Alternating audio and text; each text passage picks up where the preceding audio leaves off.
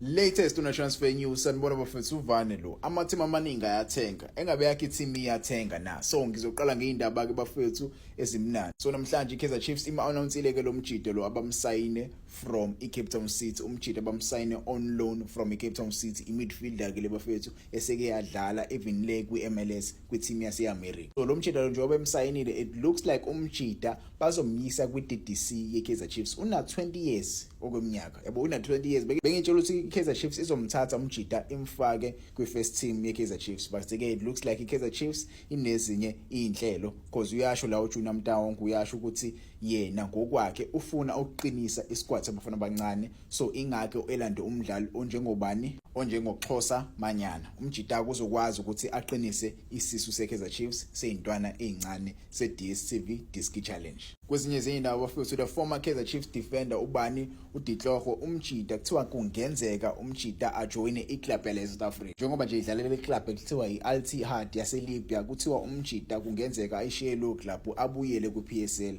but ke akakabi clear ukuthi yipi club umjita azoyijoina kahle kahle. Kwezinye izindaba eziphumile kuthiwa iclub yakwiMotsepe Foundation iUppington City FC isithole isigning entsha from Iswelele FC lo mjita lo istriker kuthiwa uHlumelo Mandla obedlala kwiDDC udlala kwiDDC kahle kahle so bamsayinile umjita on a short term contract yabo let's hope umjita uzokwazi ukuthi aimpress kwiUppington City FC akwazi ukuthola ama minutes mase etholwa iteam enkulu ayidlalela. Kwezinye izindaba bafethu iMagesi namhlanje iconfirmile ukuthi uNdlozi benosifiso Luthuli remember ke I spoke about uNdlozi benoluthuli bafethu abajita sebezojoina iMagesi FC bazojoina nje on a 6 months loan basuka kuOrlando Pirates another loan ekhishwa iOrlando Pirates bafethu remember bamlonile uTseho Faso Mabasa bamisa kuyona le club le Stelis sebelona bani ke manje sebelona uLuthuli benodlozi abanye ama loans akhona Gilberto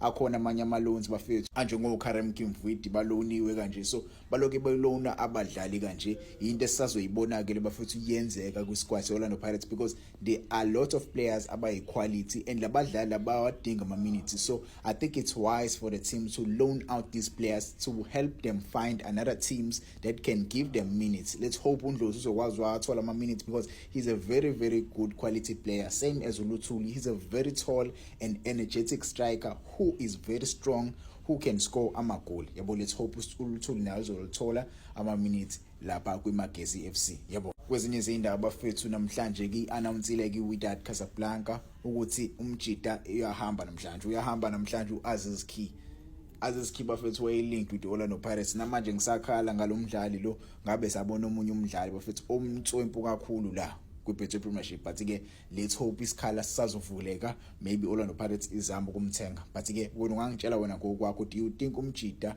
uzokwazi ukuthi afithe yini kule club le kuthiwa iAl Ittihad because remember I spoke about ideal yakhe umjita kuthiwa nayo usemekosilochi kune possible move ukuthi nayo umjita amlandele uAziz Ki bayojoina le club player iAl Ittihad. Kwezinye izindaba bafethu naba abadlali abahambile kwiKaizer Chiefs abahambile baya kwiloan yabo masubheke abadlali abahambile ubani uXolani Xosa uye kwiBlack Lions kube ubani offense Khosana uye kwiKaizer Stars mase kube uBobo Sima uye kwini kuMuchudi Center Chiefs mase kube uSamkelo Zwane uye kwiSwelele FC Manqoba Ozimena yena uye kwiKaizer Stars Nkosana Mbuthu uye kwiLeicester Fort mase kube uHappy Mashiyane uye kwiSwelele FC masubheka amalonies Orlando Pirates agcwele kakhulu lapha na kwi-Midland Wanderers masubheke nje uSonabo Khumalo uyambona naye uloniwe lapha umjita ulungelo Dondolo umjita siyambona nawo ukhona lapha yabo i-Midland Wanderers isayinile ke nakho siyambona noThulani Mini uqhamuka kweChipa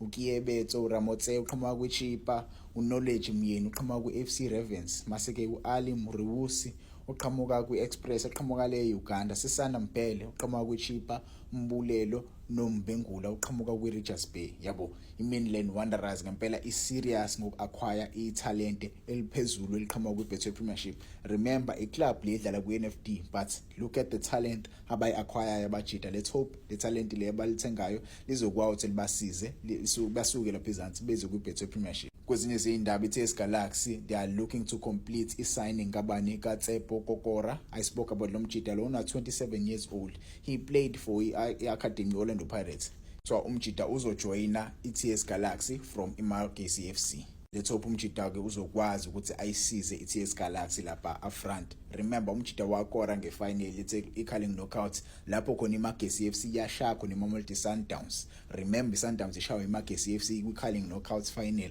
lapho khona iSundowns iyadliwa khona iMagesi. Kwezinye izindaba futhi iDurban City announcele namhlanje isigning kabani kaMacbeth Mahlangu. Macbeth Mahlangu bafethu bam-announce nobani benoRonaldo Mamani, but ke abajida ba-announcewe kuthiwa bazohamba on loan. Isikhukhuni sishilo namhlanje kuthiwa labajida lawa siyabadedela, but ke ukubadedela kwabo babadedela on loan, not on permanent transfers. Yabo yiloko nje bengifuna ukuhighlight abafethu uRonaldo Mamani benobani benoSimphiwe Mahlangu bazohamba but on loan. Yabo le top abajida bazokwazi bafike ba-impress lapha na kuSnethemba Bhadela akwazi ukuthi umjida abasayina on a permanent transfer, because akukho lula ngempela kuBetway Premiership ukuthola ama-minutes. Another team like iSikhukhune United esinetalente eliningi kakhulu eliquality, le top abajida bazokwazi bafike ba-impress lapha.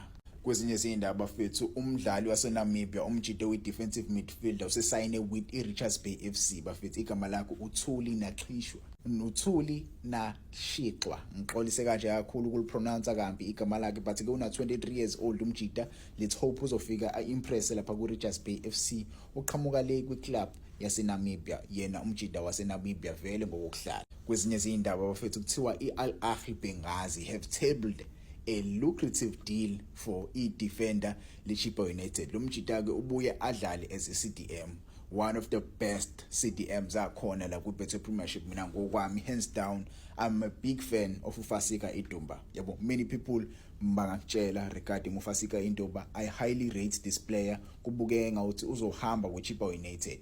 Chippa United, it looks like they are willing to sell this player imali khona. Remember they signed this player on a free transfer, so it will be a win-win situation for Chippa United because they signed him on a free. He was a free agent when they signed him. Bamsayina isasana kuqala nje isizini. Yabo, so kungaba isituation enhle kakhulu for iChippa United ukuthi bamdayise, but ke bengajabula ukumbona edlalela iteam enkulu ekhona la kuBetway Premiership. But ke imali iyona ekhulumayo. Let's hope umjida uzokwazi aqhubeka adlale kahle ibhola lakhe la yakhona bafethu umjida njoba nje ehamba nje edlalela eCape Town City. Cape Town City ke yabe isiyehla iyehlathini. Yabo, so iChippa United ibitholele equality player la, bitholele nje equality player yangempela bafethu.